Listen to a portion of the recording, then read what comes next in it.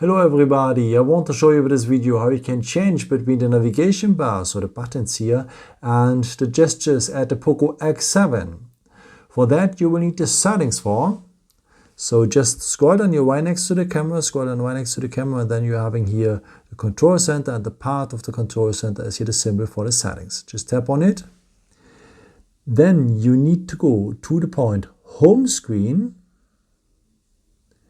And a bit below you will find the point System Navigation.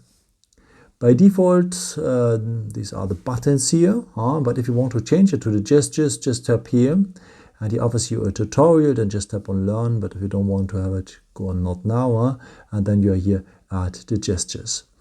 And if you need help, how to manage here with the gestures and so on, you will have here a little tutorial as well below, so don't worry.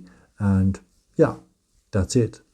I hope I could help you with this video and answer your question. And yeah, maybe if you want, you can leave me a nice comment or give me a thumbs up. That would be very helpful for my videos. Thank you so much for.